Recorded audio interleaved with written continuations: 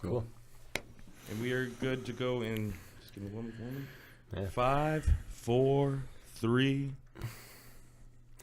All right, what is going on, guys? Welcome to the podcast. I am back after taking 2 months off. I was just getting clear on a few things, getting really ready to just take things to the next level, essentially, and really take my brand and everything I've been working on to double down on what makes me different, double down on what makes the brand different, and I'm excited to bring this new batch of podcasts to you guys. And today, I'm joined by my best buddy, Ryan Banks. What is going on, man? Man, not much. I'm super excited to be here. First time I've ever done something like this. Dude, this is awesome. Get me out of my comfort zone a little bit, which I'm looking forward to as well. It's always good to develop in that way. So, especially with you two, I was telling Will on the way here, listening to the last time you guys did a podcast together, really resonated with me. So many of the things that you guys touched on. So really looking forward to this. That's awesome, man. Mm-hmm. Actually, yeah, and big shout out to Get a Grip Studios. We're really upping the ante here. Yeah. We got some good equipment going. This is awesome. I think me and Amer might be floating heads right now, though, because we're wearing black and we're on a black backdrop. But I think we got the okay. We're actually good. We're actually good. All is good. Okay, this is great. Banksy, I'm gonna have you on a couple of other episodes too. We got to give you like a podcast host name. Banksy. Banksy's good. Banksy's good? Yeah. Banksy. Been my nickname my whole life. Let's go with it. I love it. I love it. All right, guys. Will, we have got a repeat guest on today, and I'm actually pretty sure last time he was on, I know we split it up into 2 episodes, but I think it was one of the most downloaded episodes I ever recorded. So here we go. We got a repeat guest. No pressure. Yeah, no pressure. Yeah. We'll probably have him on again. Amer, what is going on, man? Welcome to the show. Good. Thanks for having me, guys. Dude, a lot has changed since we've been here. So yeah. That's awesome, man. Well, I mean, let's get into it right now. I mean, what have you been up to since we last spoke?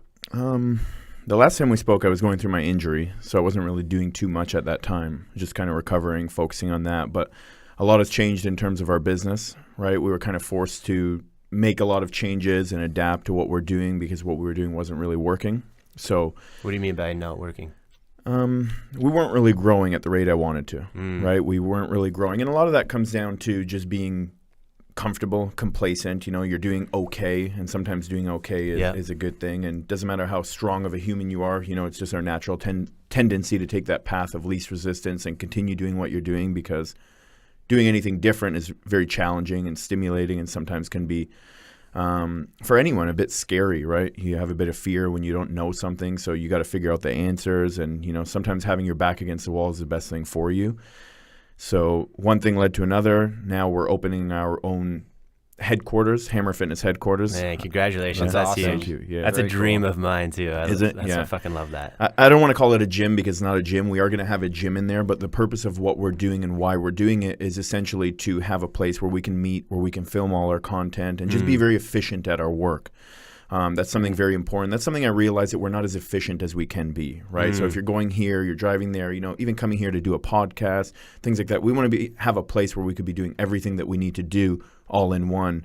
And just a center and kind of have our own culture and our own environment of the way we do things on our terms and the way we think and what we believe, and execute it that way versus working under someone else's terms, right? I mean, you know, you're at other people's mercy sometimes when you're working using other people's space, and you want to develop an environment that's conducive to your vision. And I think for a lot of people, you know, you don't really have that. No matter how good your environment is, if it's not your vision, you're not going to be doing as good work as you can possibly do. And that's essentially what it comes down to, us wanting to do the best work that we can do. And that's going to help us and allow us to do that. Dude, I love it. Where is it? Going to be central, so right off DVP and 401. Okay. Yeah. In Toronto, for those people who don't know. Okay, cool. Yeah. That's awesome, man. Good for you. When did you get, are you leasing? Leasing. Good for you. When did you get it? We get the place next month, in 4 weeks. So you're doing like a lot of renos and stuff right now? Yeah, we're doing a lot of renos, but we're also keeping a grunge, rugged look because that's the mentality we want. I saw the pictures, man. I like it. I like it. Fuck you on the weights. Actually? No. I was going to say, okay. No. I don't know. That's a little bit much, but there you go. No. That's awesome, man. Cool. All right. Well, if you haven't listened to the last episodes with Amer, make sure that you go check those out as well after you listen to this one, because we really get deep into his story about what makes him the man he is today. and it's a great episode, really well received by the audience. But today we're gonna stick to kind of a general theme this time. We're gonna talk addictions. We're gonna talk mental and emotional trauma, and how essentially that's everything that so many people go through, and it's one of the most profound circumstances that someone can have in their life. And we're going to talk about why that comes up. We're going to talk about why there's that void that you need to fill with something more conducive to your goal, something more conducive to the person that you want to become, and give some personal examples and just have a general conversation that way. So I want to open it up with that. And Amer, I want to start with, where do these really bad habits stem from, and what are people trying to replace in their life?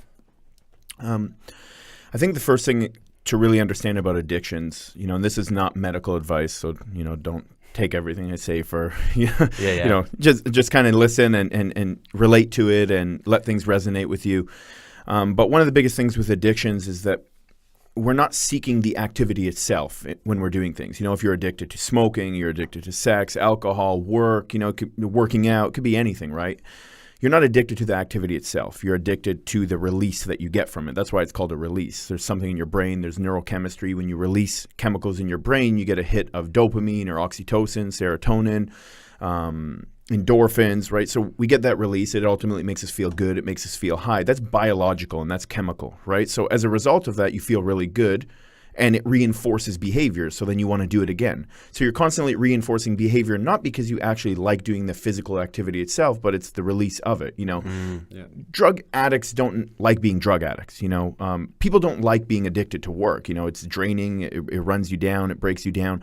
But there's a high that you get out of it. And when you get that high out of it, it reinforces that you should be doing it again. And, we're not born with a compass in life, right? So we don't know which direction to go. We don't know what to do. So we have to get a feeling, right? And what is that feeling? It's the neurochemistry in our brain that tells us, do it again, right? It's like a motivation. It's do it again, do it again, do it. And you constantly do it again over and over, but you develop a resiliency to it or a tolerance to it because you've done it so much that you need more now, So if you made $5,000 a month, your highest grossing month, all of a sudden making $5,000 the next month isn't enough. You need to make $7,000 or $10,000, and then you do that, and you need to do it a bit more until the point you end up making $100,000 a month, and it's not enough for you, right? Because you developed a resiliency to not making money, but you developed a resiliency to the chemistry in your brain that I've already experienced that, right? So if I've experienced it, it's not really going to give me a high, right? It's a high is something greater than what you've been exposed to before. So ultimately, that's the biggest thing with addiction. So why are people engaging in addictive behavior, or why do people have addictions? Well, for many reasons. One of them is that we're not producing those chemicals on our own in a healthy manner, right? So, the biggest thing that I've witnessed with people is lacking love in your life, right? Because we experience different chemistry for biological and evolutionary and primitive reasons. Right. So what are we meant to do as human beings? The highest form of being a human being is to reproduce. Right. So we need to know when to reproduce. What's good for us? What's bad for us? When do we feel secure attachment? When do we feel a bond with someone? Right. So we get these chemical releases in our brain to tell us, yeah, that person's a good person that you could potentially mate with, because ultimately the purpose of being a human being is reproduction.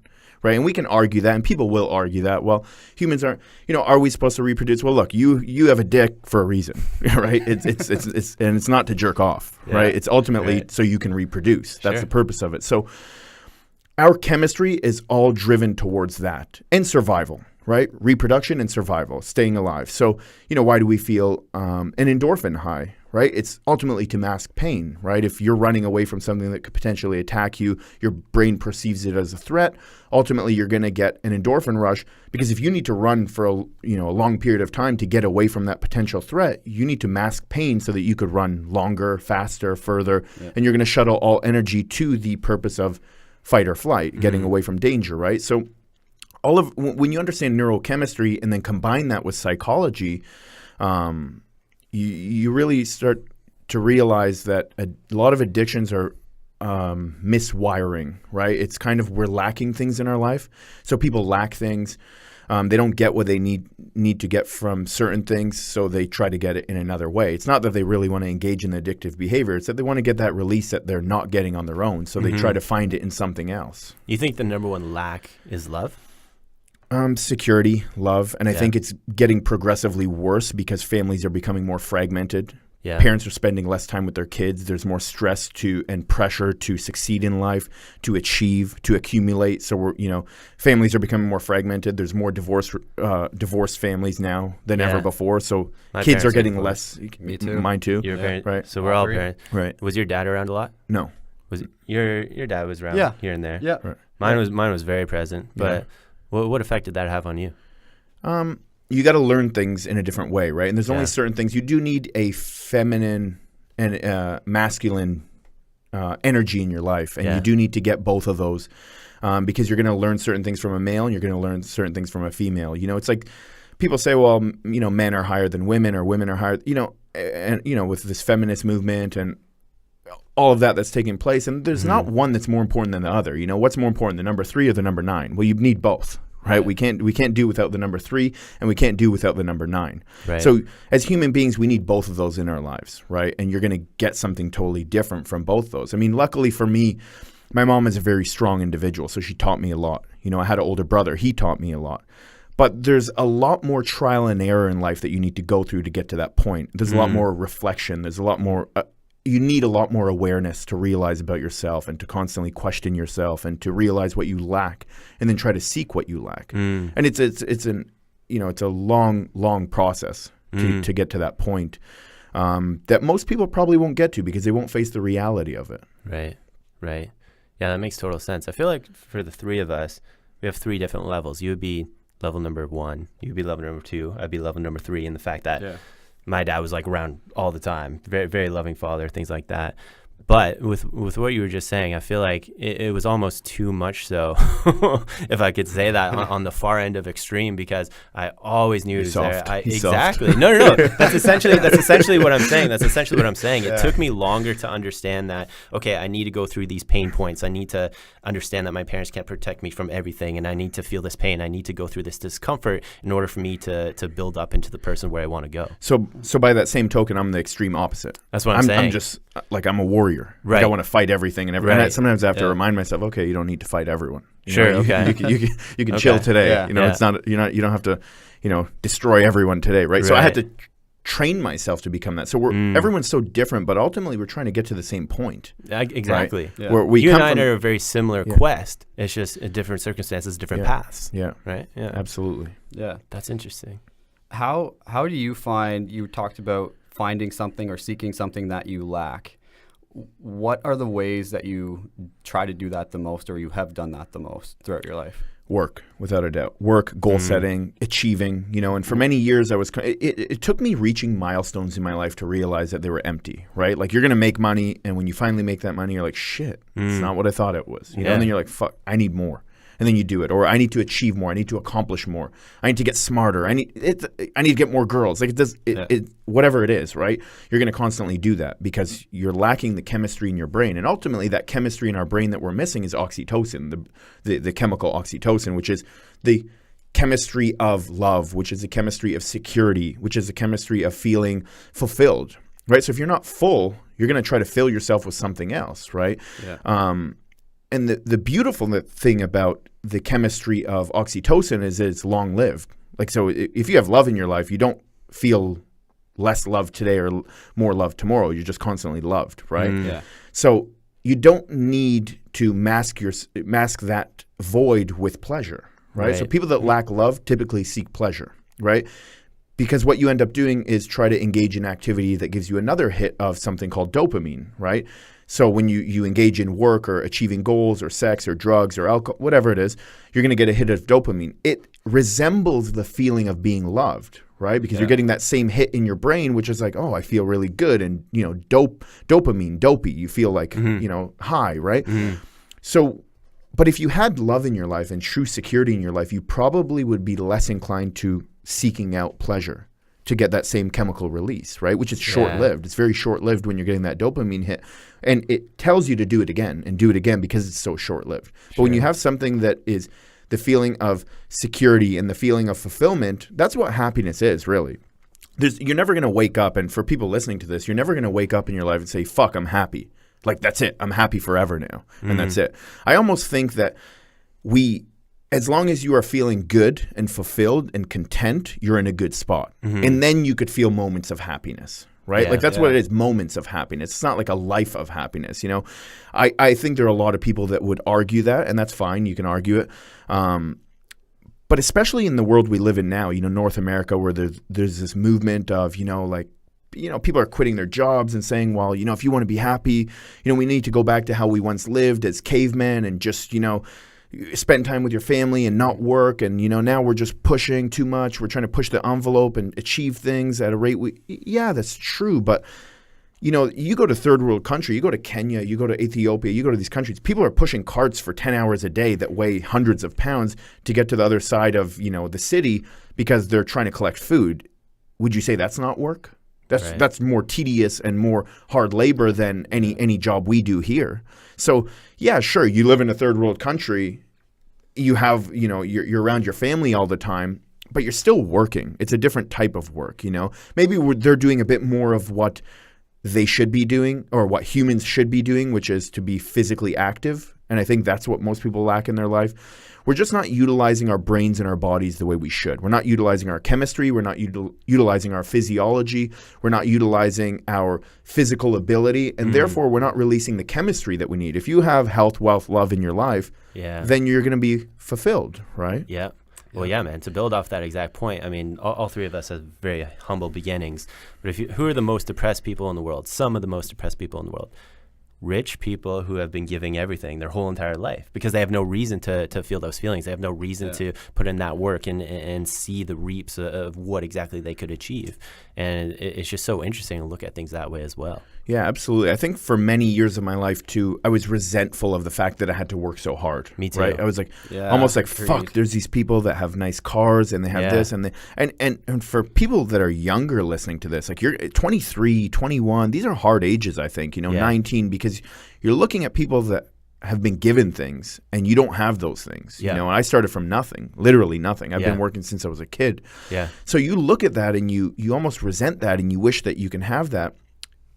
But your character building throughout the process of becoming, you know, who I am today or who you became today, it really develops you and it sharpens your skills to the point where you're like, man, thank God I had to go through all that, because if I didn't, then I wouldn't appreciate things. And that feeling of gratitude and appreciation of how hard you had to work to get something is what makes it a lot more valuable. Dude, yeah, 100%. Couldn't agree more. I mean, Banksy, you and I, we grew up together. We were in diapers together. Yeah. And we're best friends. So, I mean, we would hang out all the time. And looking like at some of the people we went to high school with and the kids and the friends who were given everything, remember the conversations we'd have? We'd be like, oh, man, I wish that was us, but we have to work this job and we have to balance homework and football and hockey. And they're just naturally good at sports and their parents give them everything. And we would almost talk down about them. But look at them now.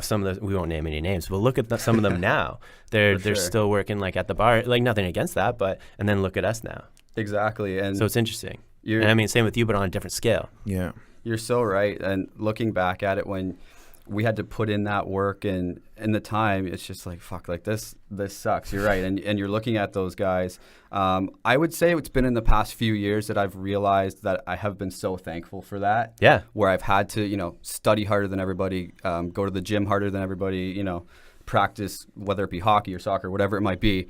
Amer, for you, when do you think you really realized, like, thank God I had to go through this? Yeah, good question. I think it takes many years of work and then some milestones, and then also taking a step back and looking around at others and realizing what normal is, like what average is, and you start to realize, shit, you know, I'm doing okay actually, right? Like, shit, I didn't realize I was doing this good. Like, you know, because you're not really comparing, you're not measuring yourself to other people, you're measuring yourself to yourself.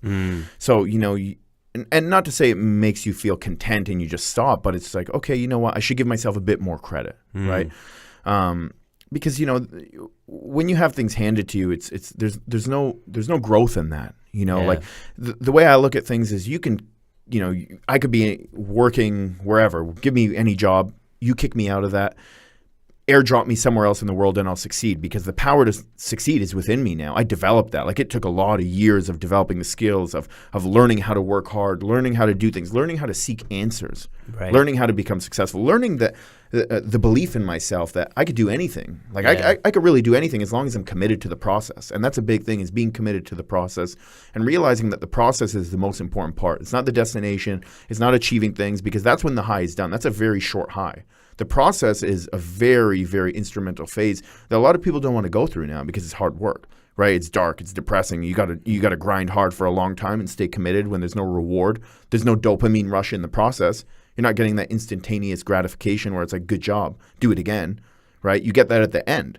And then you got to go through another year or 2 years of developing or building something or putting in the work. And people don't want that. It's a very short-lived society we live in, where people want things now, and it's becoming increasingly more difficult to teach people the marshmallow effect. Ultimately, wait a bit longer, and you'll get 2 cookies instead of 1. Dude, it's so true. Sure. To build off that, man, even with me in my own life, I mean, what'd you first think, Banksy, when I quit my corporate job and went working for my own thing? Man, I think poor guy's gonna fail. No, because you're exactly right. I mean, you're my best friend. What'd you think? Because that's what everyone else thought. For sure, it's a risk. Big time. Obviously, I was very supportive of you, and I wanted you to be happy, but at the same time, like, hey, this is fucking risky. And obviously, looking at you now, hey, it's paying off big time. But there was times there where, for sure, I was worried. But but yeah, I mean, for both of you, and not necessarily my case. I'm not in the entrepreneur space per se. I think seeing what you guys have gone through to get to where you are in your business, I've tried to just apply that in my life, even though I'm not necessarily an entrepreneur. So looking at you guys has really been an influence for me just in my non-entrepreneurial space, right? That's a good point, and I think a lot of people in today's society glorify being an entrepreneur. Like, Gary Vee. Being an entrepreneur, exactly. Being an entrepreneur is a lifestyle. That's not an occupation. Like, that's a lifestyle. And you don't have to be an entrepreneur to learn those skills of life. That's true. You go through be the best at whatever it is you're doing to learn those skills in life and to develop yourself and develop your character, right? But a lot of people think it's like, oh, it's cool, I'm an entrepreneur. Just because you have a business license doesn't make you an entrepreneur. Just because you're pursuing something, it doesn't make you an entrepreneur. Like, when you're an entrepreneur, you know it. Right? Like, you know that's your life. Like, that's all you think about. You can shower, you can eat, you can drive. It doesn't matter. Like, I'll walk into a restaurant, and I'm like, literally the other day I was walking through the gym, and I was just touching the walls as I was walking, and someone said to me, like, do you have, like, what's wrong with you? Why are you touching these? The fuck is this guy? Yeah, why are you touching these walls? And I said, I just wanted to know, like, they painted plywood. I was wondering why they did that. Maybe that's something I could put in my gym. But you're always thinking about what you're doing. Yeah, and that's the same with. If you want to be the best doctor, lawyer, anything, doesn't it? You want to be the best at working any job you do, or any skill or anything that you do in life. Like, that's got to be top of mind all the time, right? And that's your mentality. Exactly. For sure. And I think if people seek mastery in life, because we need a purpose as humans. So if you seek mastery, that's another reason that you'll be less inclined to engage in addictive behavior, right? You have a purpose, fulfillment. It all comes back down to fulfillment, being fulfilled and content, right? People that are empty are going to seek pleasure. Yeah. It's always tying back to that same theme. Yeah, couldn't agree more. But, I mean, the reason why I brought that up, Banksy, that question to you, and just to bring it full circle to the point you just hit on, I'm definitely seeking mastery in what I'm doing and what exactly my craft is, just like you are, Amer, just like you are in your career, Banksy. But with that being said, bringing it back to the previous point you said about the empty feeling of when you do reach that milestone, of when you do reach that success. I know you've been in business probably about double the amount of time that I have, maybe even more. But things are going well now. Things are really progressing well now. I'm hitting a lot of goals. I'm not trying to toot my own horn by any means. But with that being said, every time I hit a milestone, every time I hit a financial goal or a client goal or a podcast goal, getting good clients on, I've been dreaming about this for so long, for years, for decades maybe even. And then when I finally hit it, it is a very empty feeling, and you'd think that's it. Like, am I successful now? Have I quote unquote made it? And bringing this full circle to addictions, I feel like I'm almost addicted to the process. I almost am addicted to having my back against the wall because I like that process. I like that grind. And when I'm not sure, maybe sometimes I'm almost self-sabotaging myself in a way because I so much love that process. I so much love that grind. I so much love that day to day. And when I do reach that milestone, it is an empty feeling sometimes. Yeah, you almost don't want to succeed sometimes because that's exactly what I'm saying. Because the bigger the goal means you need to set a bigger goal. And Exactly. that's sometimes a lot harder because, the growth curve is very high at the beginning. Mm-hmm. So for you to experience that same high that you did in 2 months may take you 2 years later on. It's good because you need to set something bigger that is a longer process of executing and developing. So for you to actually feel good again, it's like, man, I need to go through 2 years of building something bigger now for me to get that same initial high. Yeah, I was going to say. And that's why a lot of entrepreneurs are depressed or, have that empty feeling. But I think it's because they also neglect a lot of other things in their lives to get to that point, right? It's like, I don't need a relationship. I don't need, and it's glorified, right? Like, I don't need anything. Like, I completely neglect everything in my life to get to that point. Look at Elon Musk, for example. He almost openly admitted it on his last podcast with Joe Rogan. You could see it in his face. He's like completely depressed, and he almost just said it. He's a robot, flat out. though. Yeah, but I don't think he started out that way. Yeah, I think you eventually get to that point. Yeah, right. So you also need to set some healthy boundaries for yourself and say, like, what is enough for me? Like, where else am I getting fulfillment in my life? Because that becomes a job sometimes and not purpose, like fulfillment for you as a human being too, right? Like, your work becomes your work after a while as well. So while it's the center and the core of your life, sometimes it's not enough, I almost like to engage in hobbies that, like example with wrestling, like, it's just because I go there and I'm a nobody and nobody cares about me and I suck relative to other things I do in my life. So, I'm just a student there and I'm at the bottom, and that's a very humbling thing as a human, just to be at the very bottom of something and to be learning, like just learning for the sake of learning, not because you have a goal to accomplish. Yeah. Just because you want to do it, because it's stimulating, but there's no pressure. Man, you're speaking my language. I have a recent example of that too. But before I even get into it, when was the most fun? When was the most growth that you experienced in your business? Fun or growth? Both. Two different things. Okay. I think both. Well, I have a particular answer that I'm trying to lead you towards, but I want to see what you say. Sure. The most growth is always going to happen when you're forced to grow, right? Bottom line, like when you don't have the answers to something, like you will grow in a month of trying to figure something out more than you would grow in 5 years when you're just going through life. Like, if you have to actively come up with the answers, like I'll tell you what happened even with why we're opening our own place. So I was, working out of a gym. We were using their space. We were working together. We were collaborating. They treated us very well. They were very good, but they sold it. The new owner came in. And he didn't want to continue the agreement we had with him. Right. So after 4 years, we were using the space for our clients, for our events, for all this sort of thing. He's like, no, we don't want to do it anymore. So, I had a week and a half, figure something out. Went to a new place, found a new place. Went there I went there Monday, it was cool. Went there Tuesday, it was cool. Went there Wednesday, cool. Thursday I went, there was an eviction notice on the door. Right? It was just, they shut down, like done. After like 10 years of being there, they owed $700,000. Whoa. So then I said to myself, like, if I want to continue to be successful and grow, I have to do it on my terms and open our own place. And that's why we ultimately, another reason why we did that, it was always in my mind. Like, I always wanted to do it, but there's no real pressure for me to do it. Like, it was always something I was going to do, right? Like, but I was so busy with X, Y, and Z and developing our online and, just doing things like that. But my back was against the wall to execute this, and I did it. And the amount I learned about construction, about details, about anything, real estate, about every little thing, about gym equipment, about, the process of doing things, sprinklers, like everything you could think about within 2 months was more than I learned my entire life. Absolutely. So that was the growth. Like, you have to do it. So put yourself in a position where you need to do it. And I think truly as human beings, you can accomplish anything. Like, I don't think we give ourselves enough credit. Like, if you really need to do something, you will do it, and if you quit your job, like, and you give your all to something because you truly believe, within reason, you truly believe you can do it, you can do it. Like, you have that personality to do it, you have that mindset to do it, it will happen. I just don't think most people put enough pressure on themselves in life. We're just content and we're scared and people are living in a state of fear, so they don't do those things. And I take risks all the time. That just wasn't a priority for me. It was, different parts of my life. But I had to switch focus and develop that as quickly as I possibly could.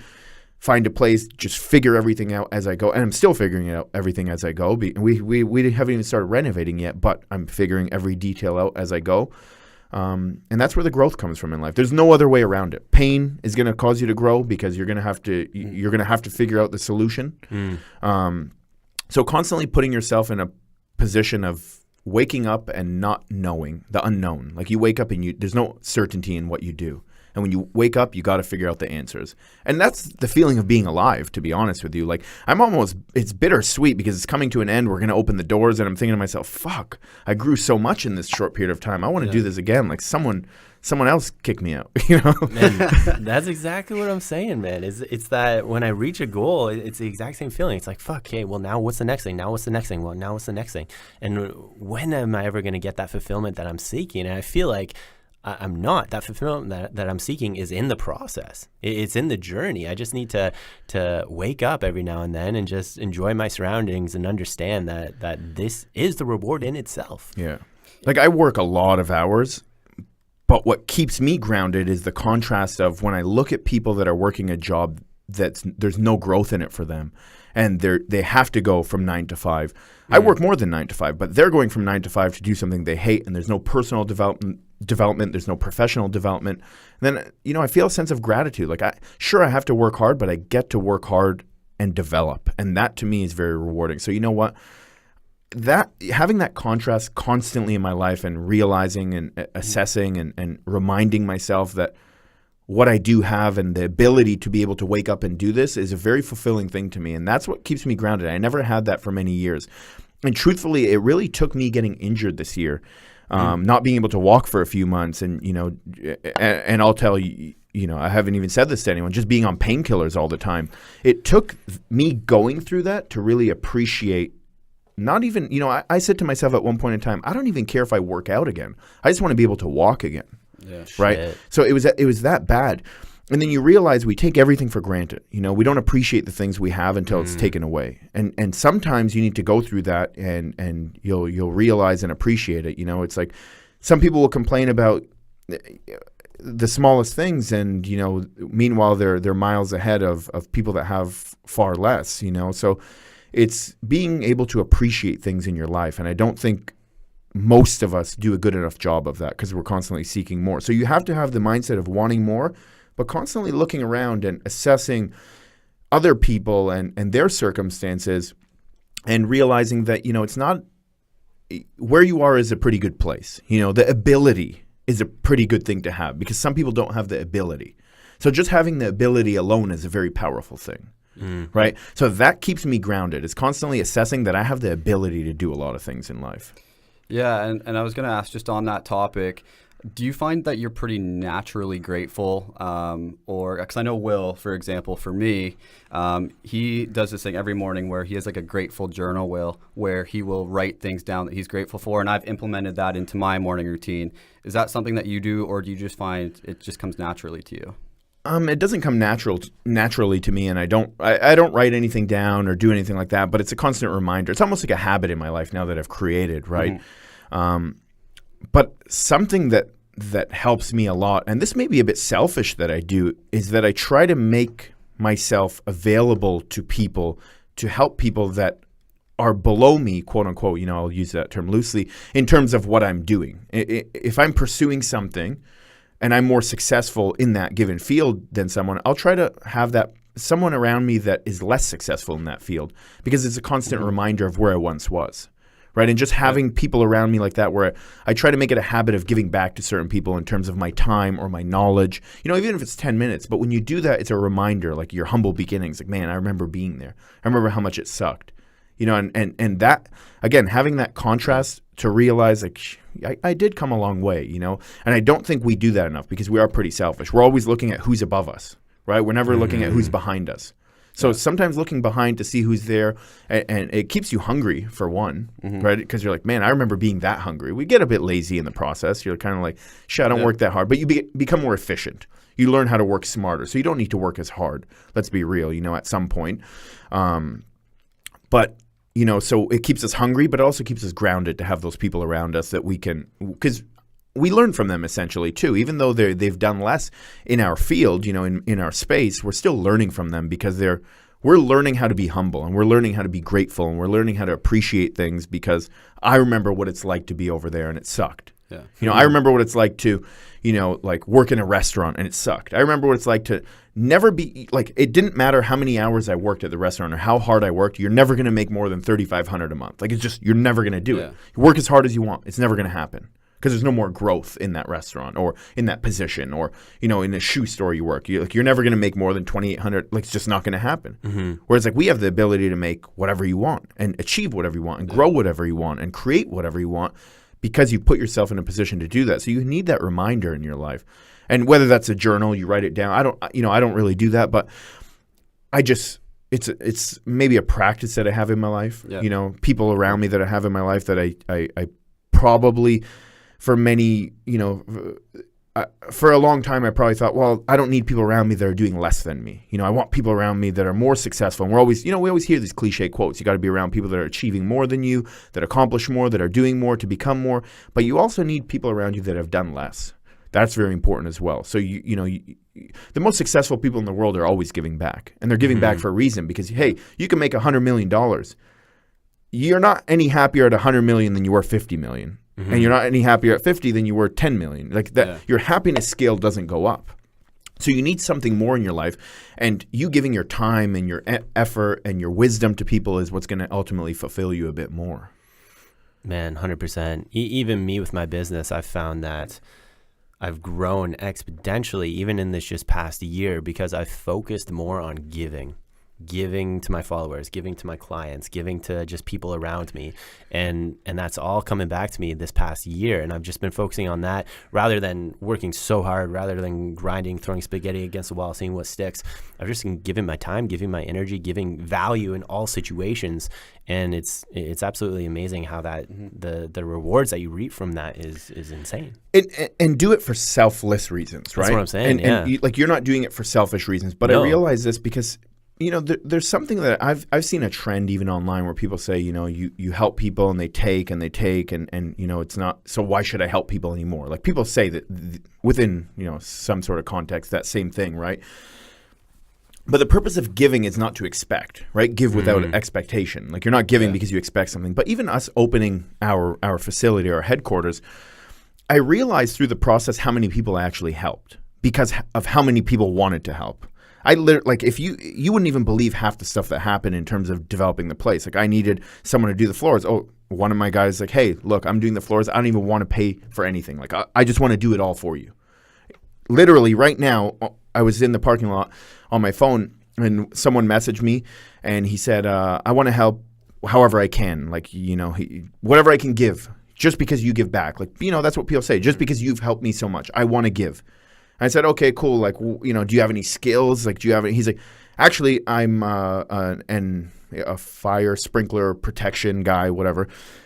And it just so happens we need a guy to raise the sprinklers. Like, it's just so coincidental, but it's not. Like, we think it's coincidental, but it's not. And it's because you helped so many people along the way without expecting anything. So you say to yourself, like, it's like going to the gym every day. You go to the gym every day, you're putting in the work a little by little, and then eventually it pays off, right? Like, it's like one day you wake up, you're like, wow, I built a lot more muscle than I realized, right? Yeah. So, but you're not going to the gym every day staring at yourself like, fuck, why aren't my arms growing? Fuck, why aren't my legs?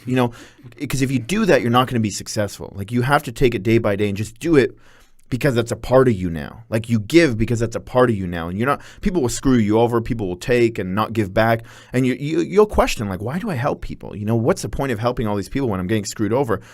But when you need help, people will be there to catch you. And there's a lot of people that screw people over and think, I don't need people and I don't need to help people. But these are the same people on the way down, the same people you're facing on the way up and screwing over are the same people you got to face on the way down. Every man, every woman has a rise and a fall. Like we're always going to go through ups and downs in life. And that's why you got to treat people good. One thing I instill in our employees, and the biggest thing is, I don't care how knowledgeable you are. I don't even care how good you are at what you do. I care about how much you care about people, because if you don't care about people, we're never going to be successful in the long term. And it's not truly fulfilling work. It's one thing to get someone in shape, but it's another thing to actually care about the person, spend time listening to their needs, spend time helping them, develop them. Like if they don't know, help them, teach them, give them the answers. That's what your job is, right? And that's ultimately what being a human being is about, is giving back to people, you know, and that doesn't have to be in your job either. Like that it just so happens that's part of my job. But you could do that in anything. It doesn't have to be part of your job, but we have to give back to other people. And it does pay off in the long run. And it pays off because you're not expecting it to pay off. And people give back because you're not expecting anyone to give back. Yeah, absolutely. Banksy, where do you see that in your life, man? Yeah, I mean, once again, not in the entrepreneurial space, but being a manager with my company, having 90 some employees under me, it's similar in the fact that focusing on them, really focusing on their needs, and kind of applying it a similar way to you guys and your clients, although not the same space, but very similar. Looking to always give as much as I can to them, make them better, not give up on people too quickly. I think that's easy to do, where it's like, oh, they're damaged goods or whatever the case might be, get rid of them. And really seeing, hey, why are they struggling? Why can't they grasp this concept or whatever it might be, is important to focus on. And that's true strength, you know, not walking away from people, not giving up on people. That's a true, you know, not being revengeful or resentful or you know, spiteful to people. Like those are all signs of strength, right? Like it's not a sign of weakness. Forgiving people, like these are signs of strength. You know, even in our company, I say to our employees all the time, like, I'm not going to fire anyone. I'm just going to let you guys know no one gets fired. But if you feel you can't meet the criteria and the expectations that I have, just walk away. Just tell me you can't do it. There's no hard feelings. Just say you can't do it and that's it. But I expect these certain things. But I'm not going to fire you. I'm going to leave that to you. If you can't do it, just let me know. And there's no hard feelings towards that. But my goal isn't to come out here and yell at people and fire people. I don't want to live like that. I want people that are on board for the right reasons, right? Because it's very easy to say, oh, you suck. Get the fuck out of here, right? Like that's a very easy thing to do. Yeah. It's a lot harder to be patient with people, give them expectations, say, can you do this?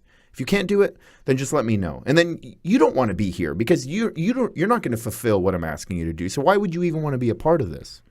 For sure. And I think one of the biggest things, even before money, is just that security in anything you're doing. But with a job in this case, you don't want to feel like every time you walk in the door, it's like, shit, like my ass might be canned at the end of the day if I don't do something right. Or that mentality, I mean, that's complete opposite of what most companies are like. So that's fantastic. No one does good work when they're working under stress. Yeah. You know, you can't, the mind cannot operate creatively when you're under stress. And the mind can't operate creatively because it's focused on fight or flight. So the stress response, you're getting a release of cortisol and adrenaline and insulin in your bloodstream. The body's trying to protect itself at that point. It's trying to fight. It's not trying to learn. It's not trying to work well. It's not trying to work efficient. The mind isn't even working in terms of in that space. The mind is working just in terms of staying alive. Yeah. You know, doing good work is not conducive to staying alive. So you want people to work well and work creatively and think well and think optimistically instead of just trying to do a good enough job because they're under a tremendous amount of pressure to stay alive. How does someone overcome that then, that stress, that anxiety, if they know they need to be thinking creatively or forward or on the bigger picture, but they're so stuck in the day-to-day, they're so stuck in the current emotion of stress, of anxiety. How do you break out of that? In terms of an employee or in terms of just any person? In terms of just any person. That's a very difficult thing to break that cycle, right? Like how do you break that cycle of you're always anxious, you're always... It's coming to terms with the fact that you're never going to be okay. Like that's life. Like it's constant suffering, it's constant pain, it's constant getting knocked down. Like that's just the reality. But realizing that every time that's happened to you, you got over it. You know, like come on, you're gonna have to like you talk shit about me and you have 200,000 Instagram followers. You know that happened to me before. This guy kept making videos and posting and I was like, man, this guy's going to crumble my business. This guy, if someone does that now with 200,000 Instagram followers, like, come on. Like, at least if you're going to do it, have 500,000. Like, give me a bit of stress. Someone was talking shit about you? Yeah, come on. Oh, come on. We know that happens from time to time. Yeah, we're not going to give them any exposure. Right? No airplay on this podcast. No. But it doesn't do anything to me anymore because I've been through it. I realize that you can't break me with 200,000. Maybe $1 million I might break. I don't know yet because I haven't been there, right? But see, that's life, right? It's like I've been through all these things before and I'm still going. And that's it. Just that realizing that, like, hey, I've been through enough and I've gone through it and I've overcome it and I've grew from it and I strengthened from it and I'm still going. So I'll get through anything. Yeah. Realization. Have you ever been at a point where, and I know this affects everybody, where what other people's thoughts about you or what people think of you has really gotten to you? I think if people say no, they're not human. It doesn't matter who you are. It's going to get to you when people are saying things because you're going to question yourself to some degree, right? I think as I got better, meaning it didn't affect me over the years, it was a result of me just realizing that, like, hey, I'm always doing the best I can. And as long as I'm doing the best I can, I can't be mad at myself and I can't let the things people say about me affect me. Like sometimes you're going to go through things in life, and this may be happening to some people right now. We're like, man, everything in my life is just falling apart. Like everything just seems like it's crumbling, but I'm trying. Like it doesn't even make sense. But like a lot of times that's growth. Like that's growth happening. Like everything's falling apart. People are walking away. Like you may have employees and 3 of them walk away and like you're like, fuck, am I doing something wrong? But that's growth. That's part of growth. And then you realize, like, I'm just getting better, and as a result of that, people will come and go. As a result of getting better, like, you're going to lose people. People are going to say things about you because you're changing, right? So you have to be okay with that, but it doesn't affect me at all anymore. Like, there's nothing you can really, like, there's nothing you can say about me that I haven't already said to myself. Like, you call me any name in the book. I judge myself more than anyone will ever judge me. So there's nothing that you can ever say that I haven't already said to myself because I question myself daily. And that's one of the most important things for growth is question yourself daily. Am I working hard? Am I being a good person? Was I right in that situation? Was I wrong? Coming to terms with those things. Like now when I do things wrong, which is rarely, obviously, but I'm kidding. But when I do, that's why you're on this podcast, right? That's right. Yeah, that's why I'm on here a second time. Yeah, there you go. I'm kidding, but when I do things wrong, I take acceptance and a responsibility for it. I accept responsibility for it right away, and I own up to it. An extreme ownership, and that's a sign of successful people. It's taking extreme ownership of your actions and things you've done. We're always going to do things wrong. Nobody's going to do things perfect. But I own up to it, I'll apologize for it, and I take responsibility for it, and I grow from it. Whether the end result or the consequence of it is in my favor or not, I'm going to grow from it because chances are I'm not going to make that mistake again. But look how many people make the same mistake over and over. Like I will never date the same type of person again because it didn't work out for a reason. Right. Like it's just, but people go back to the same person over and over because they lack things in their life. They lack growth. They lack evolution, right? So if you're constantly questioning yourself and constantly questioning your actions, your behavior, your thoughts, you're going to grow. That's a part of growth. How else are you going to grow? People don't want to face that. They rather brush it under the rug. And then eventually one day there's so much dirt under the rug that they have to face it. There's no choice. But, the pain in that point of your life, there's so much to clean up that it's so difficult. And that's when a lot of people break. That's a breaking point for a lot of people. And it's hard to come back from. Yeah. So you're better off making those daily accruing gains and effort towards trying to become a better person than waiting till one day you have no choice but to change. Yeah, absolutely. Speaking of relationships, actually, because I know we're talking a little bit about emotional disorders and addictive personalities and things. Why do people get so addictive into a certain type of person or staying in a relationship and that becoming their identity and them losing their self within that?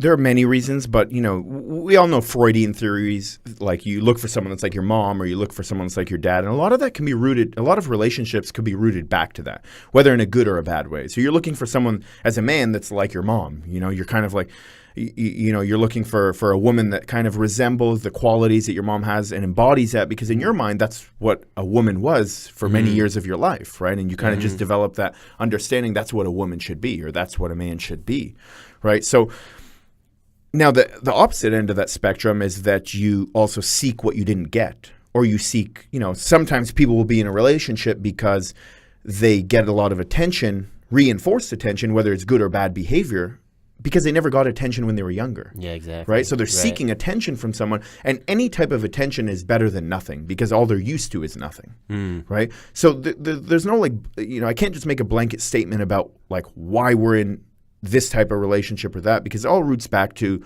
the way we think and behave, and most of it's our childhood.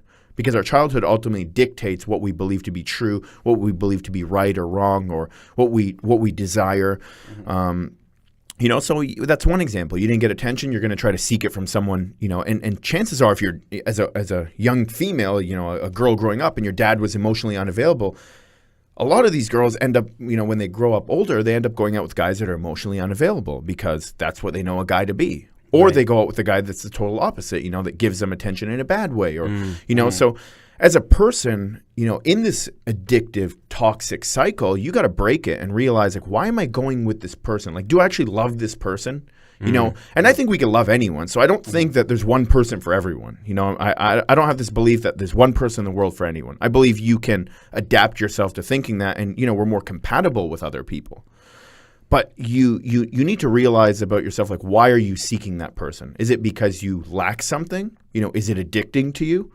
People start fights in relationships just because it's an addicting cycle. Yeah. It's pleasurable. You get a hit of dopamine. It's exciting. Your adrenaline's going. Someone's going to kill someone. Like, that's exciting to people, right? Yeah. Because you didn't get it somewhere else. You're not getting that fulfillment somewhere else. So you're trying to release chemicals in your brain. So you're trying to elicit chemistry to mask that void. That's all it is. We're seeking the addiction and the release of our chemistry. It's an escape, right? That's how we escape things, is through releasing hormones in our brain that make us mask everything that's going on in our life. That's our escape. That's why we call it an escape in the neurochemistry field. Right. Yeah. You talked just about adapting in a relationship. How much do you think a person can truly change or adapt in a relationship? Or do you feel that how somebody has been in the past, like kind of past behavior predicts future behavior? What do you think about that? No, I don't think so. I think you can, you could cheat on every girl in your life and then not cheat on one girl later on, right? I do think that, but it depends on the person. It depends on, you could be with, it just depends, right? Like it ultimately has to be a match for you or something you feel it's worth doing, right? A lot of people are in relationships because they settle, right? But when you perceive something as to be valuable, the chances of you putting more effort into it are far greater, right? So you're going to put more effort into it. And relationships don't work for the most part because it's not two people putting in an equal amount of effort, right? One person's putting in more effort than the other. It's like there's no difference between running a business, developing your body, working on your health, or any of these things in life. It's just constant effort, and that's daily effort. That's like nurturing the relationship. Like you nurture your body with nutrients, food, with supplements, with going to the gym, with developing it in that sense, constantly pushing it. But people don't nurture the relationship. They're like, oh, I'm in a relationship now, it's done. Like I got the girl or I got the guy. I don't need to do anything anymore. But it's a daily practice. Like the same thing with your business. If you neglect it for 4 days, you don't check your emails for 4 days, well, now you're behind. Right. And now you're going to start pushing your business back, and it's going to be increasingly more difficult to progress or to even sustain and maintain the business. It's the same thing with relationships. Like you may not want to say I love you. You may not want to do nice things or, show your love. Like sometimes you just don't feel good. But like it doesn't matter what I feel. I go to the gym when I don't feel like it. I work on my business when I don't feel like it. If you're in a relationship, you work on it when you don't feel like it. Like that's part of it. But a relationship's a lot more difficult because the gym, it's you against the gym. Like it's you. You just got to show up and do the work. Yeah. A relationship, it's two people that got to do the work. Right. So you have to find someone that's equally as dedicated and driven to the same end goal, which is why relationships don't work as much. And the only reason why relationships don't work as much now than 20, 30 years ago is because it's a lot easier to find another partner now. Before for the most part, it's a woman staying at home, the man's at work. It's a lot harder for a woman to find another partner, right? Or it's a lot harder for a guy.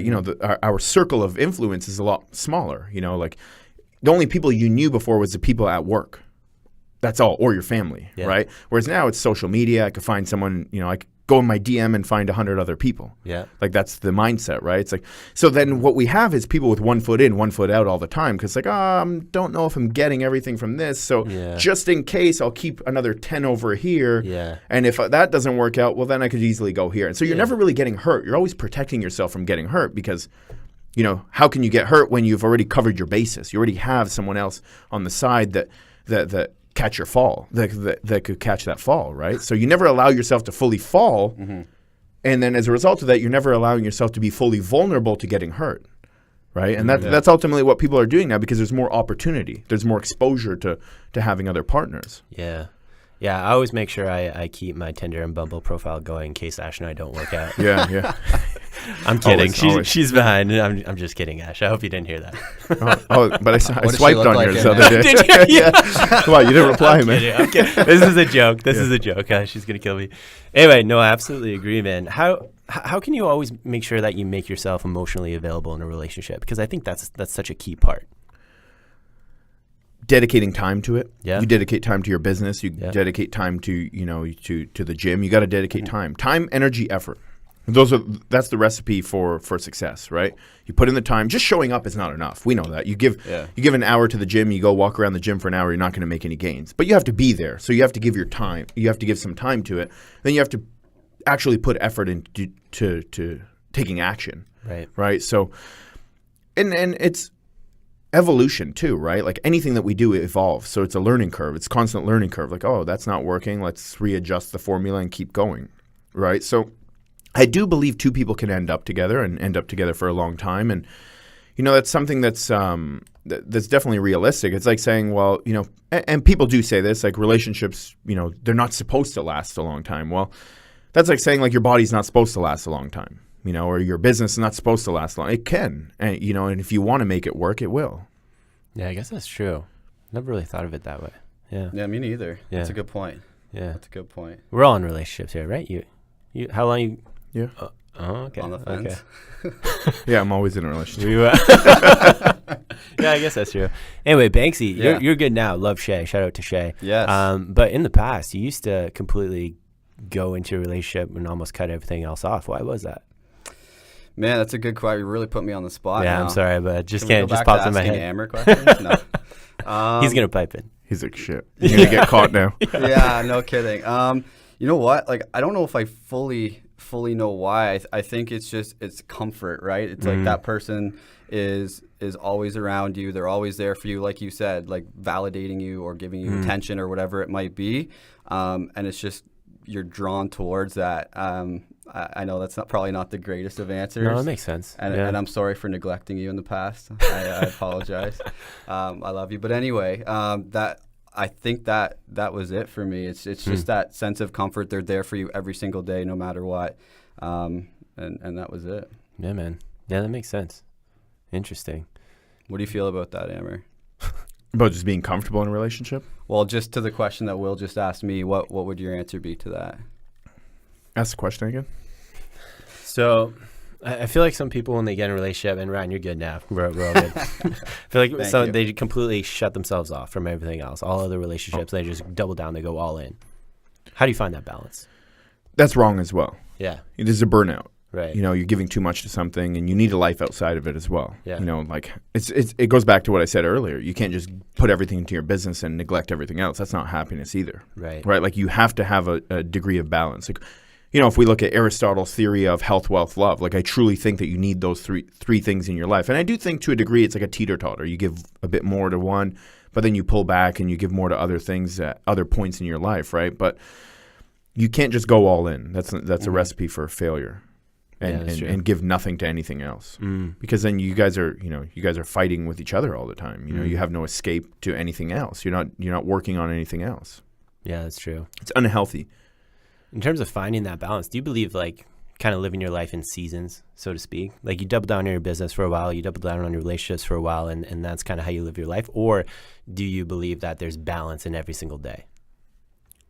No, there's not balance in every single day. Not if you want to truly accomplish something, to the highest level. I don't think so. Depends at what level we're talking. Right. But, 6 days out of the week, I'm thinking nothing but work.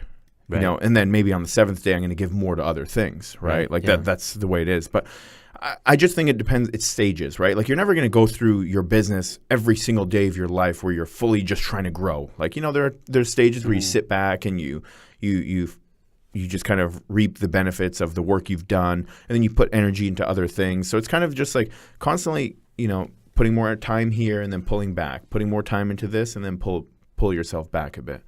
So I think you can do that for short periods of time. It's acute. It's not chronic. Yeah. Yeah. Did you have someone in your life that helped change things for you, help guide things for you, and view things in a certain lens to help progress you to where you are? Learning from many different people. Yeah. Right? Like just people around me, asking a lot of questions. I ask a lot of questions. Like the thing about me is that I'm not afraid to look stupid. Right. Like that's the thing. People have this fear. Well, that's a big thing. Yeah. Like, they don't want to look stupid to other people. They don't want to ask the wrong questions. Like I will ask you a question. I don't know the answer. I'll look like the biggest dummy, but I need to figure out that answer. So whatever, I'll put my ego aside. Like that's the cause. Everyone's just trying to protect their ego, this mask of themselves, because they don't want to look stupid or appear stupid to other people. But I rather look stupid and figure out the answer.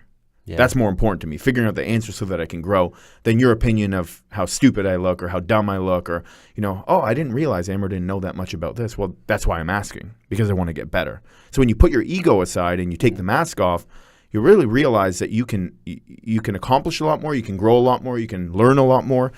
But most people aren't willing to do that. They rather protect themselves in the short term, in the interim. I want to feel comfortable right now. I don't want to feel uncomfortable and look dumb. I don't want to feel uncomfortable and have someone challenge or question who I am as a person. I'd rather just not deal with it, right? Like don't ask me those kind of questions. I don't want to face the reality of it. So it's just constantly asking yourself these questions, and it's constantly just asking other people the right questions, right? If you don't know the answer, just ask. Yeah. Yeah.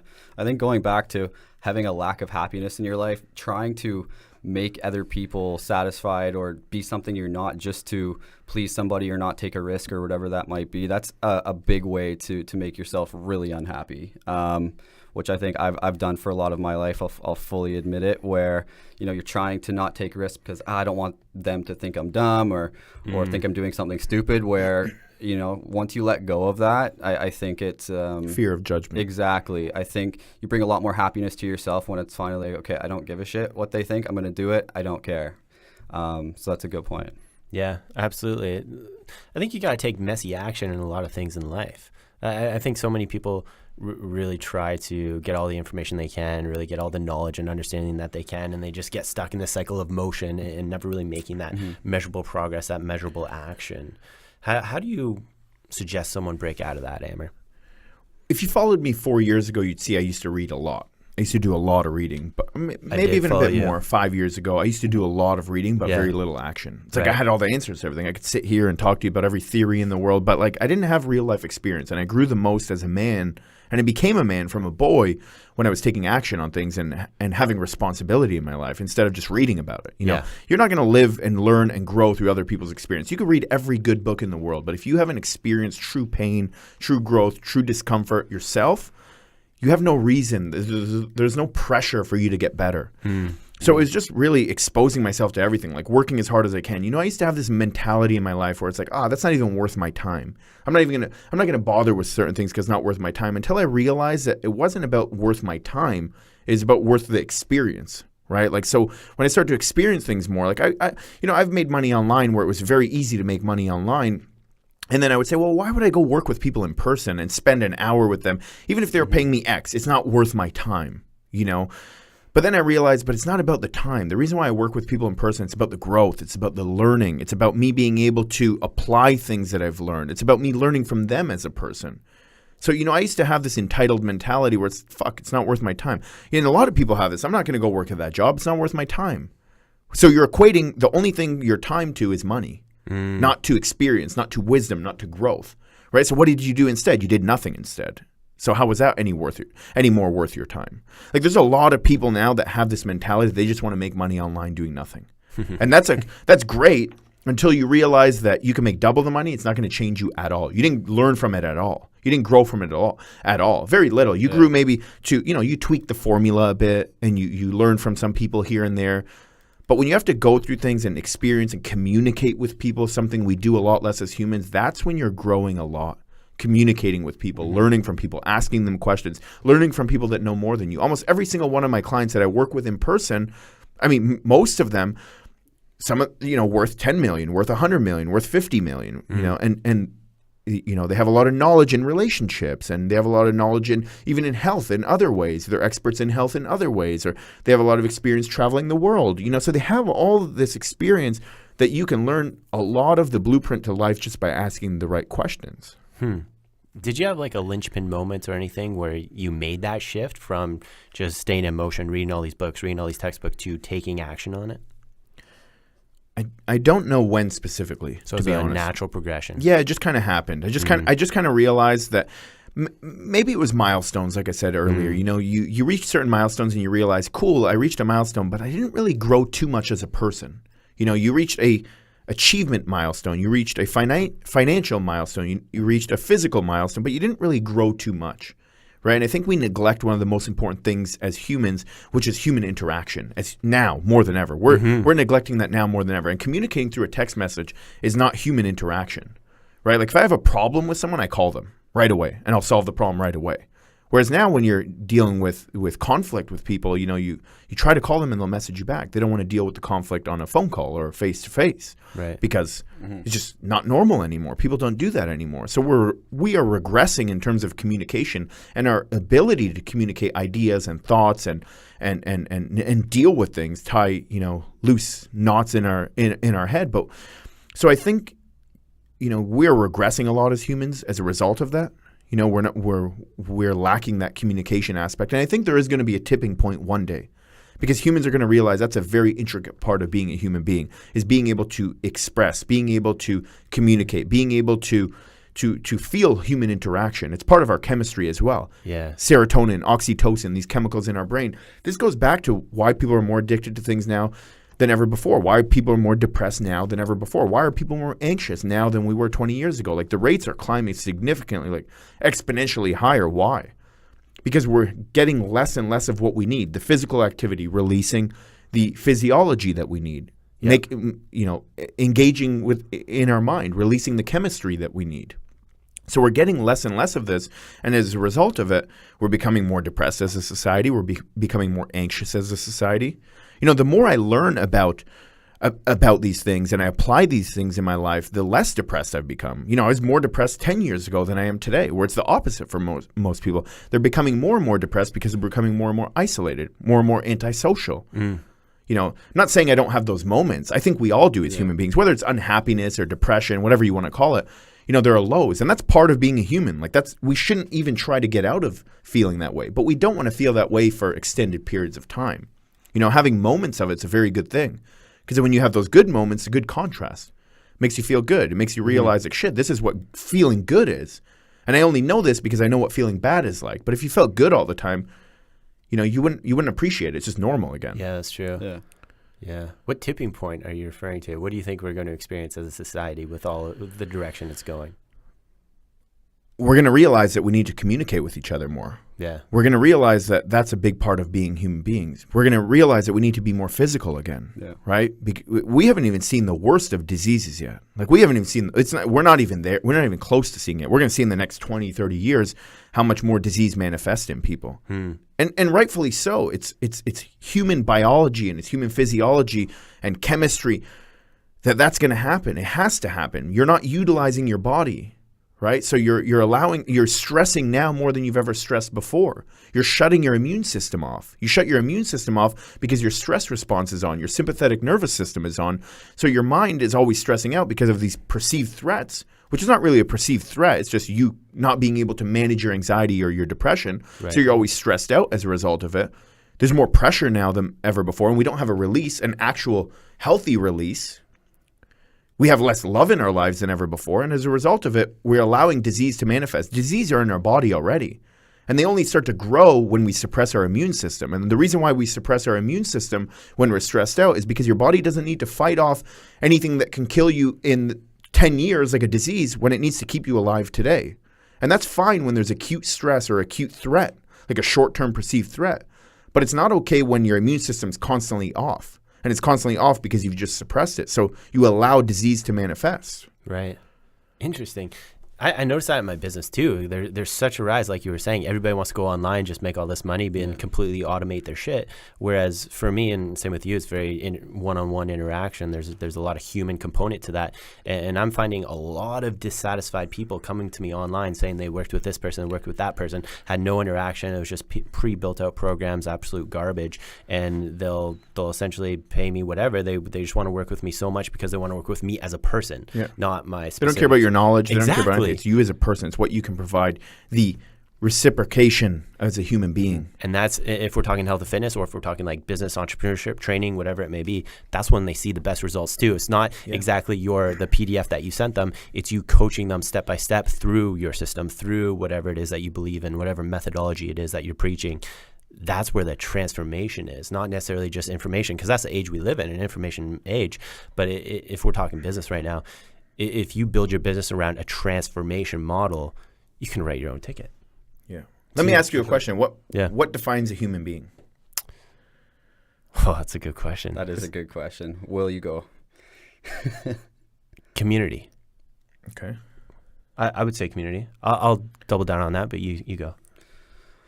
I'm going to bring it back to love. Just, having that love, similar to community, but and just having that attraction to one another and just pure love. I think that makes a human being. So those are good answers, and they're both part of the answer, right? Well, but what makes you a human being is the ability to feel, because you seek love because you feel something, right? You seek community because you feel something. You feel security, right? Yeah, like that's the purpose of it. So ultimately, the purpose of or what makes us human, not the purpose of being a human, but what makes us human is the ability to feel.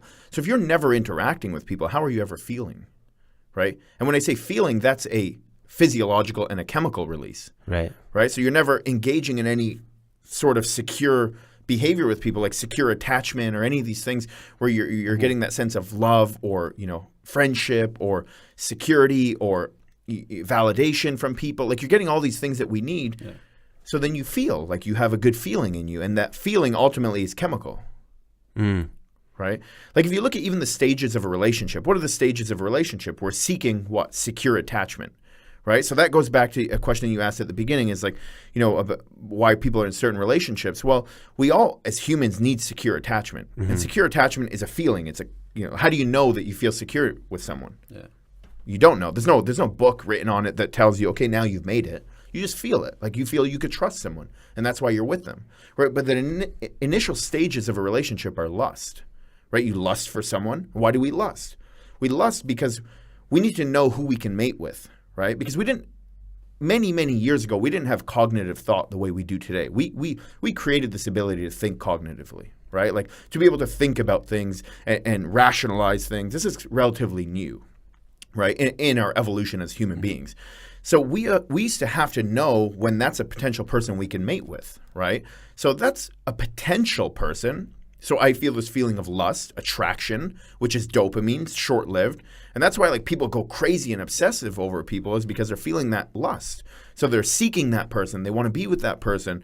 And then you eventually enter the secure attachment phase, which is the release of oxytocin in the brain. And when you enter that secure attachment phase, you feel really good and you feel security. You probably don't feel lust, but you feel security, right?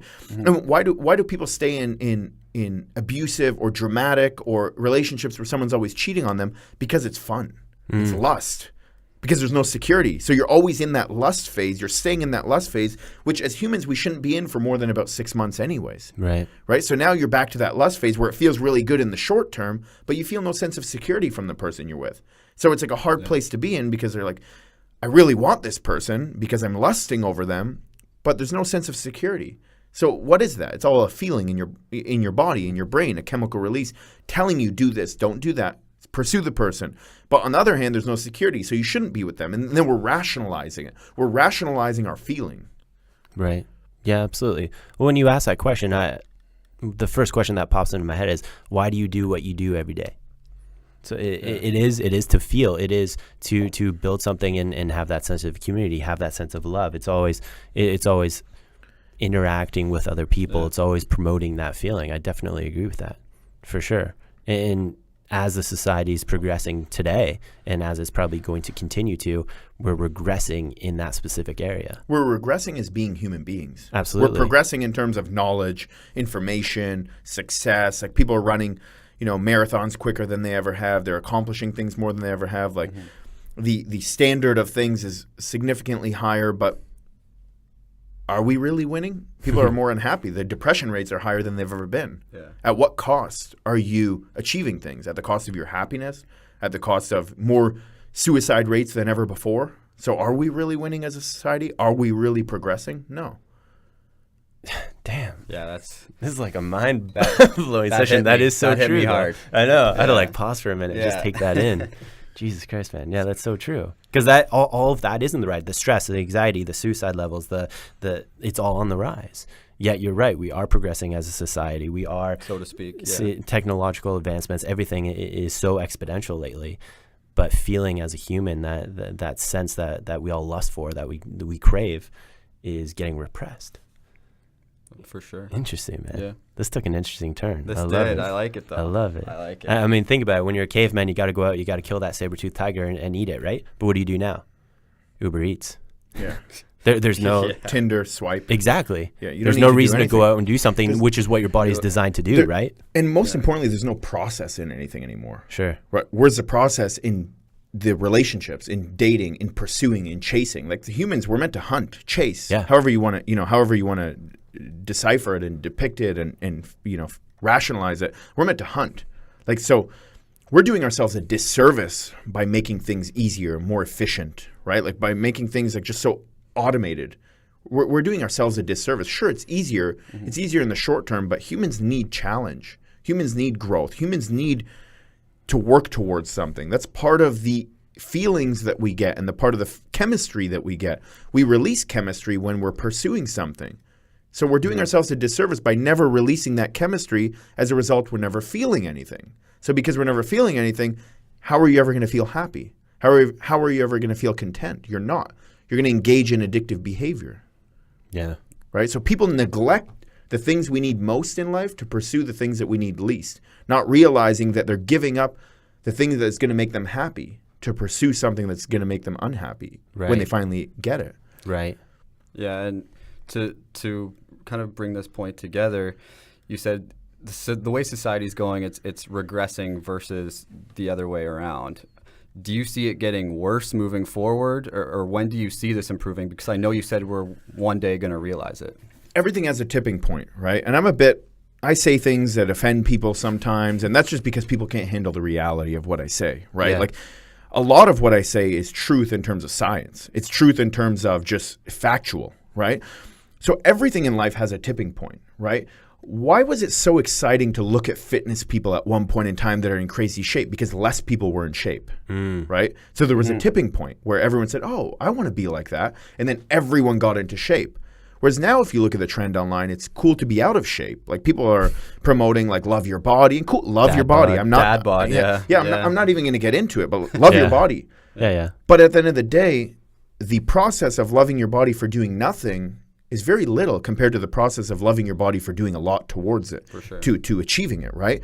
So now we're moving to that side of the spectrum where it's like, oh, you're in shape, oh fuck you, asshole, you take steroids and you go to the gym too much, that's unhealthy, you must be unhealthy because you do all this stuff, right? So now we're going on the other side where you're almost getting shamed for being in shape.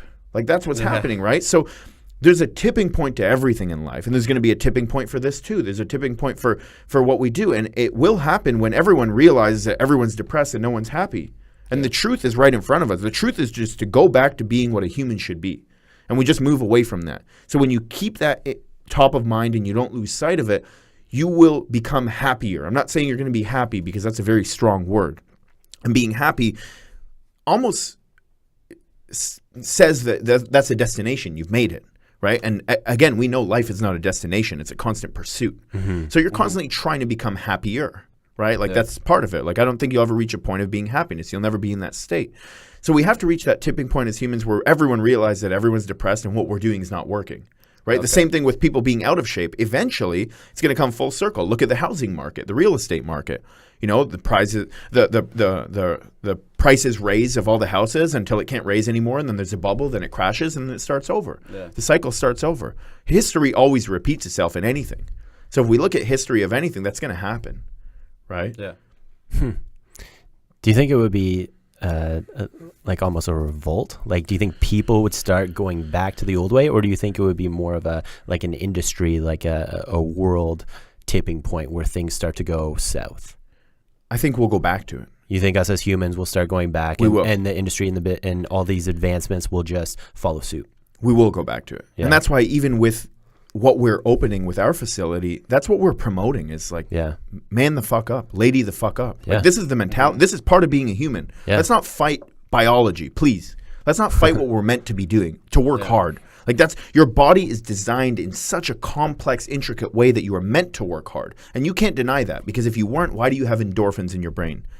That part of working hard is part of making you feel happy. That part of killing yourself in the gym is part of making you feel happy, because you get an endorphin release, because you have nowhere else to do it. You don't have to hunt anything anymore. You don't have to fight anything anymore. So you never have a release for that endorphin rush. So do it in the gym. Do it by running outside. Like, work hard. That's what we're promoting. That's the purpose of what we're doing. It's like, cool, we're going against almost what society is going into, efficiency, being effective, making things easier, but not here. We don't want that mentality here. We don't want people like that here. Right. We want people, like, you being obese has nothing to do with your physical being. It has everything to do with your mentality. Like, you can come here if you're obese physically, but not if you're obese mentally. We want people that want to come here and be lean. We want people that want to come here and feel good and better their lives, right? So I don't care how you look. I don't care what shape you're in. I don't care about any of those things. I want people that come here with the right mentality. You know, you can be in great shape physically, but if you have the wrong mindset mentally, we don't want you here. Like, that's part of it. And you know what? That may rub some people the wrong way, but I'm okay with it. Because quite frankly, I'm sick of seeing people like that. You know, I'm sick of seeing people are confused in life too, right? Like, people don't have guidance. So what are we doing? We're following people like Kardashians. If the Kardashian girls wear yellow tomorrow, everyone's going to wear yellow tomorrow. That's just the way the world is now. We're highly influenced by people that we think are successful or public figures, or, you know, why? Because they're behind a camera. That's the only reason why. The only reason you idolize these people is because they're on a TV screen. No other reason do you idolize them. You don't look at them for any other reason and say, I want to be like this person because. They've never really done anything for you to think that way. Right? There's a lot of people in the world that have done and achieved a lot more and helped a lot more people than they have. And I'm not taking anything away from them. But they have such a high level of influence over people that we're just brainwashed as a society. You know, it's like Pavlov's dog. It's, you know, I ring the bell and you're going to salivate because you don't know any different. Like, people are just conditioned to their environment. So people are becoming conditioned to the wrong environment. Right? And someone needs to break that cycle. There needs to be a tipping point, and that there needs to be people that say, you know what? I'm going to go against the grain here, and I'm going to say that that's not okay. I'm not just going to start to agree to everything, because if I don't agree with things, people are going to, you know, call me names, and I'm going to be an outcast as a result of it. But we're okay with that. Yeah. We don't really care about that. You know, has nothing to do with being ripped or strong or any of these things. We don't even care about that at all. We just want people with the right mentality that want to be better, that want to have that community, that want to work hard, that want to do that encourage each other, that empower each other. Not a community where, you know, it's just people that are accepting being mediocre, whatever that means, right? You don't have to make a lot of money. You don't have to have a high level of success in your environment. You could be single. These things don't matter. But it's that you're actively pursuing becoming better. It's that you're trying to become what a human being should be. Absolutely. How can someone keep that top of mind always? Because you need that pain point. You need that period of going through that threshold in order to improve, in order to grow, in order to get better. Why have we lost that feeling? Because we're highly influenced. And how can we get it back? Stop following people like that. Stop exposing yourself to the wrong people. Yeah. Right. We're so easily manipulated as humans. Like, people think they're so strong and so empowered, and they make all their own decisions. People make almost no decisions. All of their decisions are not based on their desires. Most people's decisions, and even mine to a degree, are based on what we think we should be doing, are based on what we've been influenced. Like, this is why Nike hires the most highly sought after athletes and the most followed athletes. And, you know, this is why these companies pay these people to promote their products, because they know people are going to buy it if they wear it. Right. Are you buying, like, next time you buy something, ask yourself, like, am I buying it because I truly like this product, or am I buying it because I think I like this product because I was influenced at some point in time to like this product? And the answer is probably the latter, right? Like that's why we do almost everything we do. Like, why do you have a MacBook? Right. At some point in time, you were probably influenced, and so was I. Yeah. Why do I have an iPhone? I'm sure there are better phones. I just don't even care to look for it. Me neither. Yeah. Right? No, because I've been sold. Yeah. Right? And once you've been sold, that's it. Right? We make less. We want to make less decisions. We don't want responsibility as human beings. Making decisions requires effort. So the less decisions we can make, the easier our lives can be. And that's why humans are always seeking a path of least resistance. And that's the problem in and of itself. That's everything we're talking about. All the technological advances, all the industry that is going is to make things easier, is to make things faster, is to just have no effort as a human. Do more with less. Exactly. Yeah, exactly. And it's advancing at such a rate, which is just like our point. We have no reason to feel anymore. We have no reason to be what makes a human a human. We're zombies. Exactly. We're just going through the motions, right? And you have to take yourself out of it. Yeah. I had an event downtown Toronto, and because I live in a small town, I'm not from here. And so I had to take the GO train from Burlington to Union. And it's funny you said zombies because that's exactly what I thought. It was rush hour first thing in the morning, and everybody's like, well, you can't really see it if you're not watching this, but I mean, their face is just like zonked down. They have their coffees, they have their phone, and I honestly felt like it was a train full of zombies. I'm not even kidding. Yeah. Not even kidding. And the more you do it, the harder it becomes to get out of. Yeah. Like that's the truth. It just becomes it's automaticity. That's all we know, and that's all we do, and it's a perpetuated cycle. Yeah. Man, it's crazy. This is good stuff. I love it. Yeah. I love it. Man, okay. So let's start bringing things full circle here. But going back to how we started off with addictions, with personal trauma, things like that, how can someone turn that painful experience and use it to propel themselves into growth, into personal success? What does that transition look like, and what did it look like for you? Well, you can't break a habit. You got to replace a habit. Mm-hmm. That's the first thing to note, because when you break a habit, there's still a desire for your chemistry. Like your brain still wants to release that same chemistry. Yeah. So we're always going to focus and fixate on that focal point, which is to fuel that desire, right? To fulfill that need. Yeah. So we need to replace it with something else, right? Like I'll tell you a story. Even when I injured my back, I was in so much pain that even the painkillers wouldn't help. I got up to the point where I was taking 13 oxycodones a day. Did you get addicted? Yeah, I did get addicted, but I was aware that I was addicted, and that's luckily for me, and a lot of people don't. Yeah.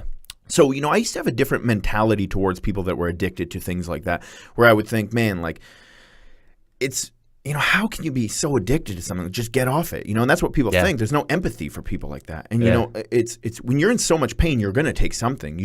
Anything to mask that pain, right? Like in that short term. So you end up taking painkillers, and then now your body and your brain desire it so much that you can't stop doing it. It's just a habit. Like your brain needs it, and when you don't take it, you feel worse. Right. So now at this point, you're just taking it just to feel normal because you don't want to go through that point of feeling worse, and that's what you're avoiding as a person. So the biggest thing for me, and I know this, if I didn't have more in my life to look forward to, and I didn't have purpose in my life, I would have been an addict without a doubt.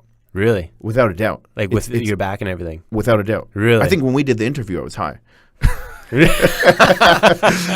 I love it. Go back and listen to that interview, see if you can tell. That's why it was one of the most downloaded of all time. Yeah, there you go. Don't you notice I'm a bit more well-spoken today? All things considered, that was a damn good interview. So, but interesting. So, and you don't realize it until later. You're like, man, I was fucked up. Like I didn't realize it, right? Like I was saying things that were off. Like I did a seminar. That's interesting. And I remember saying the next day, I was just sitting on the couch and I was saying to one girl that works with me, I said, what did I say yesterday? She's like, you were saying a lot of stuff that had nothing to do with what we were talking about, but people loved it. Right. So look, I'm not ashamed of it. It's part of the process, I'm not going to hide things. I'll say the truth about anything. Yeah. And the reality is that the two things that got me out of it. I would say three. Support from people around you is very important. But the two more important things in that stage for me was to have something greater, right? Because I knew that I had to get back to my work. I knew I had to get back to building what I was doing. I had that. So, around all this chaos in your life, you need some degree of order, right? This is Jordan Peterson's theory. Like you have to have order in your life where there's structure, right? So you go through all this chaos in your life, but you need structure. Yeah. Something to keep you focused on the target, or else you're going to be deviated to other things. So that was very important to me. I was very ambitious to get back to what I was doing, right? But at the same time, I was in a lot of pain. So I needed to mask that pain. So that was very important. The third thing, which was the most important, which was actually breaking the habit with another habit, replacing it. So I was up to about 13 oxycodones a day, and I was just taking them, and it was just habitual, because anytime I would start to feel, and I was still feeling pain, but now I said to the doctor, I'm like, look, I'm not out of pain, I'm just dumb and in pain now, which is, I guess, better, because I'm not thinking about life. You know, I'm not thinking about, like, you know, my business is losing money. I'm not thinking about all the things that I'm neglecting right now. So that helps a bit, but I'm still in a lot of pain. Yeah. So what I had to do is I had to back off of them, wean myself off of it, but replace it with something else. So what I would do is I'd wake up, and instead of right away taking a pill at 7 a.m., I would say, you know what, today I'm going to I would go in the pool, I'd walk 1 lap in the pool, and then I'd come back, and then I'd take a pill. So now I've delayed the time that I'm taking it. Then the next day I would do the same thing. I'd say, okay, I'm going to walk 2 laps. So I'd have goals, mini goals, where I'm trying to delay the process but replace the habit. So now the first thing when I wake up after 10 days, I'm not thinking about taking a pill, I'm thinking about going in the pool. And so that now I'm being driven by that. My chemistry is being driven by that. Now I've equated the two, that if I go walk in the pool now for 3 laps, then I'll take the oxycodone today. And then I'll have it. So I would constantly do that to the point where I would get down to 7, and then get down to 5, get down to 2. And then I got down to the point where I said to myself one day, okay, today I'm going to go with nothing. You know, and then I did that, and then the next day I took one, right? Because it's kind of like it's like, shit, that was really hard. And then it's like, okay, now I'm going to try to take 2. I'm going to try to go 2 days without one. Like that's constantly what it was. It was incremental. It was baby steps, right? I was making accruing gains in that direction, and I was happy because I wasn't trying to achieve the milestone of going cold turkey and getting off it. I knew that my chemistry, it wasn't me that wanted it. It was my chemistry that was seeking it. And every time I would go too low, I'd feel really shit. So then what I would do is I'd go to the gym and I'd walk around. I literally would walk in the gym for an hour, just walk around, pick up a 5-pound dumbbell, put it back, just walk around. I couldn't do anything. Barely could walk. I was in a lot of pain, but it was just breaking the habit. I wasn't going to the gym because I was trying to get a workout. I didn't work out for 4 months, almost 5 months. Up until, you know, a couple months ago. So I didn't do it 4 months. I didn't do anything. But then it was slowly, I would do that, walk around, and then, you know, by then I wasn't taking anything, and then I would progress myself. Like I'd, you know, try to do a couple pull-ups. I got up to like doing a pull-up, and then, you know, it was just gradual. That's what we need to do as humans till the resiliency is gone. We don't have a tolerance, and we don't have a desire for the thing that we're addicted to. Now, you could do that with anything. I was going to say, it doesn't matter what it is, relationships, sex, drugs, whatever. It's the same process. You got to replace that habit. It's not the relationship to the activity. It's the relationship to the desire for it. Like you don't crave an oxycodone. You crave the release that it gives you in your brain when you have it. It's the feeling. Yes. The feeling that you get. It's not the thing you're addicted to. It's the feeling of the thing. We're seeking the feeling. Right. We're seeking the feeling of sex. We're not addicted to sex. Right. We're addicted to the relationship. Not the, you know, we're addicted to the feeling of the relationship, not the person itself. Interesting. Right. So that person makes us feel high or addicted to them. Right. Right. Yeah, and to that point, not to get off this topic, but going the other way, getting into a habit as well. Like whether it be going to the gym, you start with 1 day, and then you work your way up to going to 2 days or whatever it might be. But same kind of thinking goes into the other way around as well. Right. Yeah, totally. That's just it. Always gets harder before it gets easier. You know, and that's what you got to remember with anything in life. Like at some point, everything becomes easy. Right. And then you need a new stimulus to challenge you. Right. But, you know, and you just got to take it that way. It's like now when I engage in things that I know are very difficult, I know that it's part of the process. Like difficulty is part of the process. And extreme difficulty initially is part of the process. And once I get through that, I'm going to say to myself, wow, that was really easy. Like like in hindsight, that was it wasn't as hard as I remember it to be or thought it was at the time, right? Because you overcame it and it became more habitual. Wow. So now you're all good. You're good, 100%. Back is good? Now I'm working out every day. Yeah, good for you. Now we're going to make some gains. Good for you. That's awesome. Can people get addicted to steroids too? Is that a thing? Does it have addictive properties? I don't know. I mean, I don't think people are addicted to steroids. I think they're addicted to the feeling when they are on it, right? Like it's like makes them more alpha, makes you more anabolic, it makes you feel more like of a man, tough. Right. So, and it does these things because it's a male dominant hormone. So you're going to feel these things of being like a primitive alpha, in dominance. Right. So you're addicted to that feeling. Yeah. There are a lot of guys that don't come off it ever. And they'll never come off it not because they truly care about the muscle. Maybe they do. They're trying to protect this image in their head of who they think they are. They want, in their head, they have an identity that I'm this big, strong male. Like I'm this big, tough, strong male, and that's who I'm always going to be. So I have to protect that identity, and I equate that with steroids now because steroids help get me there. Yeah. So it's really hard to say what came first, but I do think anything could be addictive. Yeah. Right. You can't put a limitation on that. Like. Exercise could be very healthy for you, but very unhealthy for me. It depends on my relationship to it versus you. You could be doing it because you're trying to be healthy. I'm doing it because I'm addicted to it. So is it healthy? It's not healthy for me. It's healthy for you because you're doing it to better your life. Whereas I'm doing it because it's a need that I'm trying to fulfill, a desire that I'm trying to fulfill. Yeah. What does it take? Because, you were very aware. You were very aware in your specific situation that you were addicted. So many people aren't aware. No. What does it take to get someone aware of what exactly is going on in their life? Unfortunately, for most people, it's rock bottom. Yeah, it is. Like hitting a point where the choice of doing nothing, of not changing anything, is more painful than doing something. Right? Like you have to get to that point where I'm doing nothing and this is just too painful. It's less painful for me to go and do something about this. Right. Right? And so most people have to hit that rock bottom. Rock bottom is a great place to build a foundation. Yeah, that's true. For anything. Nowhere but up. Yeah. So you hit that point, you're going to go up from there. Yeah. But unfortunately for most people, they lack that awareness, that self-awareness, or that support, right? Yeah. Like that help. Because it is a very difficult thing. Like as strong as I thought I was still susceptible to it. I never in a million years thought that I would be addicted to the chemical of it. And I didn't do it for pleasure. It wasn't recreation.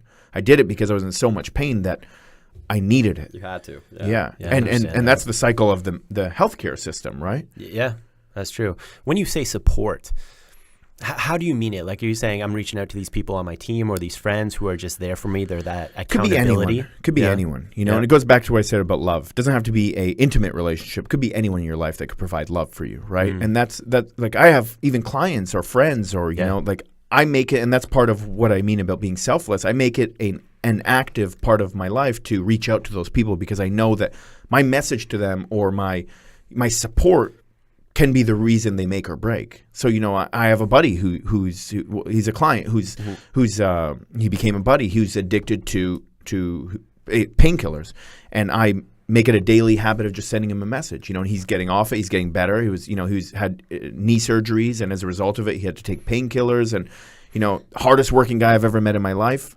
Very dedicated, but that overcame him, right? And he's getting better now, but I make it a daily habit to send him a message and just see how he's doing. Good for you, and as a result of it, that helps him. And I do believe that helps him more than I ever realized. Right. And it took him getting better and him reaching out to me for me to realize the impact you have on other people. Like most people don't realize the impact they have on other people, good or bad. So we're so selfish as humans that it's like, oh, fuck this guy, or it doesn't matter. Like it's like nobody's that busy, and nobody's life is too important to help other people because you know what, we need each other, and like one day you're gonna need my help, and one day I'm gonna need your help, and like it's gonna come in different ways, and things will just happen for you when you're a good person. You've helped so many people, but people don't do that because like, why? I'm not getting anything today. Why the fuck should I help you? Yeah, right. That's how they think. That's how everyone thinks. Like I'm not getting anything by messaging this guy. Yeah, he's not that important to me. Right. And it's not like that you have to go in with the mentality like I need something, but do it because one day you're going to need help from someone. Yeah. I love that. And that's a good point. And like in your example, it doesn't take much sometimes, just a simple message, reaching out to somebody. Like it doesn't have to be complicated. 3 words. Yeah. 3 words. Like when I do events, I remember the people that even just showed up for 5 minutes. Right? Like it could be a 4-hour event, but if they came and made the effort to come for 5 minutes, it's in my mind right now. They made the effort to show up. The hardest part was showing up. Yeah. Whereas a lot of people, like, I don't know, you didn't show up. You could have been so busy, but I don't know, maybe you were sitting your ass on your couch and you didn't do anything about it. Yeah. People take mental notes of these things too. That's true.